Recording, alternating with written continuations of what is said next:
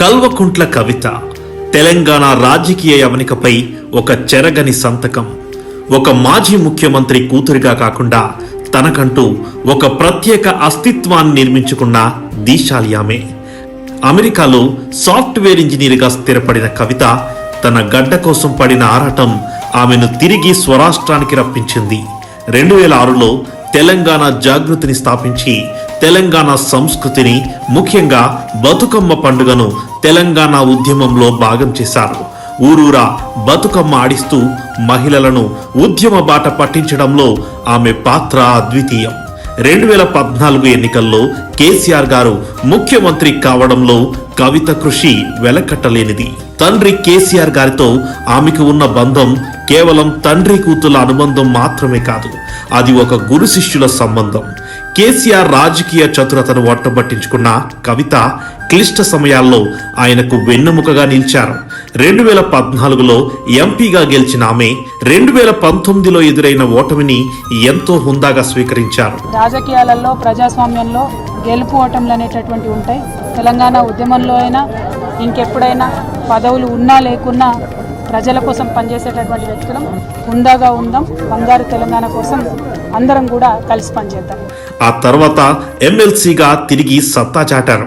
కేసీఆర్ ను ఎలాగైనా గద్దెదించాలనే రాజకీయ కుట్రలో భాగంగా కవితను ఢిల్లీ లిక్కర్ స్కామ్ లో ఇరికించారు.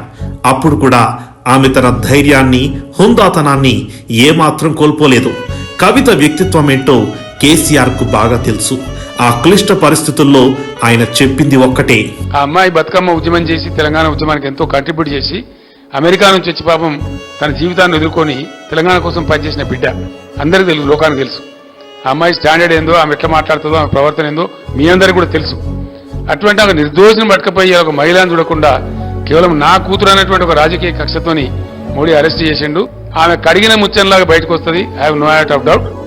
తెలంగాణ జాగృతి అధ్యక్షురాలు కల్వకుంట్ల కవితకు లిక్కర్ కేసులో క్లీన్ చిట్ ఇచ్చింది రౌజ్ రెవెన్యూ కోర్టు. కవితపై సిబిఐ నమోదు చేసిన అభియోగాలన్నింటినీ కొట్టేసింది. 2023 ఎన్నికల తర్వాత తెలంగాణలో రాజకీయాలు ఒక్కసారిగా మారాయి. అక్రమ కేసులతో ఆమెను 5 నెలలు జైలు పాలు చేశారు. అయినా అదరలేదు, బెదరలేదు.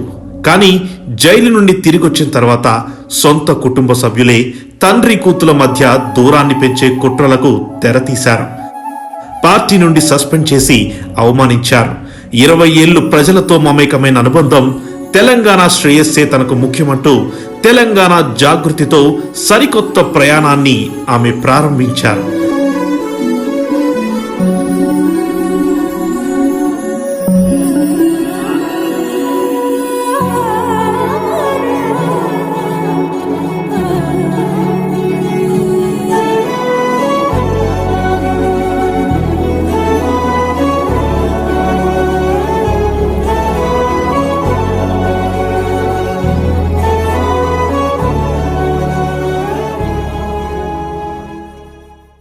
ప్రజల ఆదరాభిమానాలు, ఆ దేవుడి ఆశీస్సులతో లిక్కర్ స్కామ్ కేసు నుండి కడిగిన ముత్యంలా ఆమె బయటకొచ్చారు.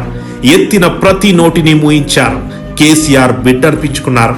కష్టకాలంలో తనకు అండగా ఉన్న ప్రజల కోసమే తన జీవితమని ఆమె నిర్ణయించుకున్నారు.